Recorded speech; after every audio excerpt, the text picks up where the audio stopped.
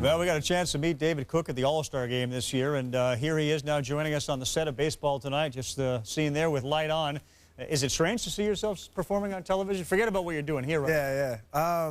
It is a little weird. Definitely within the last year, you know, everything's kind of been flipped upside down. But right. I love it, and I get to do amazing things like go to the All-Star game and meet a bunch of players that I idolize. So. Yeah, and you're wearing the Royal jersey. I mean, he is an enormous Royals fan. Yeah. The silly question is, well, how long have you been a Royals fan? But the fact of the matter is, since you've grown up in Kansas City, this is the team you've rooted for. Absolutely, yeah. It was. I've been in love with the Royals since I was a kid, and I got a chance to actually work for them for about 5 years, and great organization, and definitely enjoyed my time there. And so now that I got a little bit more of a platform, of course, you know, why not? Let's bring him home. Yeah, absolutely. Let's find out what the Royals did with the help of David Cook doing the highlight here with us, and then we'll get some thoughts on what he's up to. He's been on the road since February. Crucky complains about a one-day road trip to Yankee Stadium. He's been on the road since February. That'll be Sunday, as a matter of fact, boys and girls.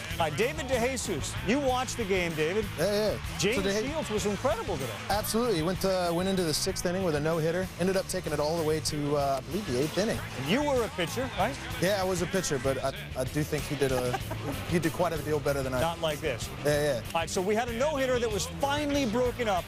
John Buck, a little short blooper into right field. It lands in front of Gabe Gross. That's the hit. That's one of those plays right there that if the Rays were winning 4-0, he might make a dive at it, but a 0-0 game, you got to keep the ball in front of you.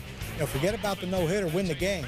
Alex Gordon bunted. Now, this is kind of role reversal. Sometimes the Royals tend to do plays like this. Absolutely, and I have to say, I mean, being a fan of baseball in general, you hate to see plays like that at all. You'd love to see just a clean game, but whatever gets the win from especially for your boys, no doubt. Yeah. The next batter is Mitch Mayer. He goes up the middle, off Bartlett's glove. Again, a little role reversal here.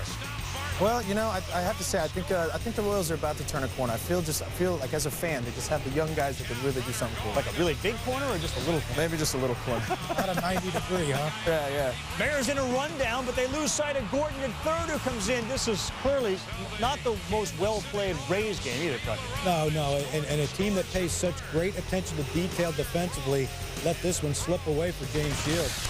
I'll tell you. So did the cooler. Yeah, the cooler did too. The takeaway from all this, David, is the fact that, like you said, you've been a Royals fan your whole life. It's been a while since they've been winning, and yet you're not abandoning the ship. You're a true fan, right? Absolutely. Again, working for them for so long, I mean, you get a sense of just how much they want to win, and they're really trying to turn around the culture there. Who was your guy to have posters on the wall? Was it Brett? And who was your guy? There's so many. I have to say, probably my #1 guy was Frank White. I used to love seeing him at the ballpark, and really just, I mean, watching film of him. He's the consummate player. He never seemed to do anything but his best. And as a ball player, I mean, you obviously want to emulate that. People who haven't been to Kansas City don't appreciate what a great ballpark it is. You've already put in your bid to help out during the All-Star game? Absolutely, 2012. Right. For those Dave's a good buddy with David Wright. He's done some charity work with him, so he got a chance to get into the cage against some pitchers when he was with the New York Mets. He's also been a pitcher of himself.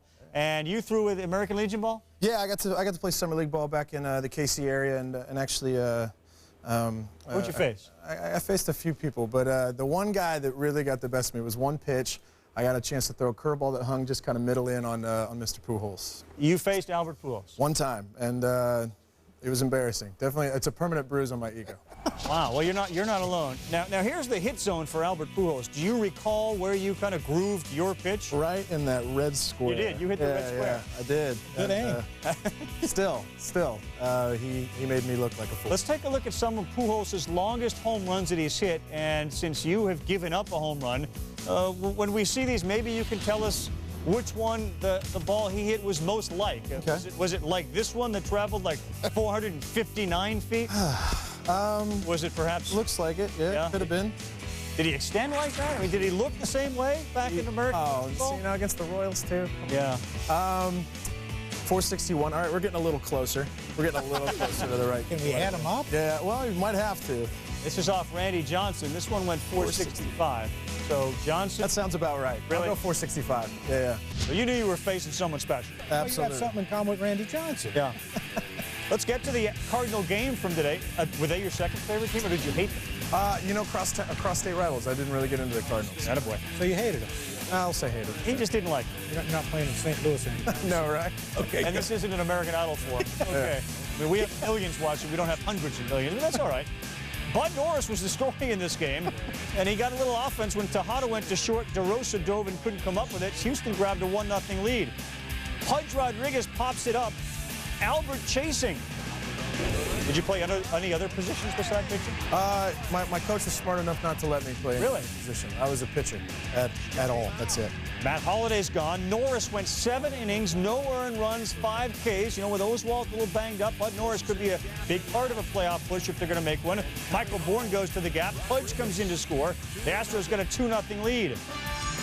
And you have a chance to tie it with the guy that David Cook once gave up a huge home run to. What does Jose Valverde do that you didn't do here? Well, yeah, he didn't throw it where I threw it, for starters. Yeah. It was 98 with a good slider. There's Yeah. that. Yeah. You were a lefty?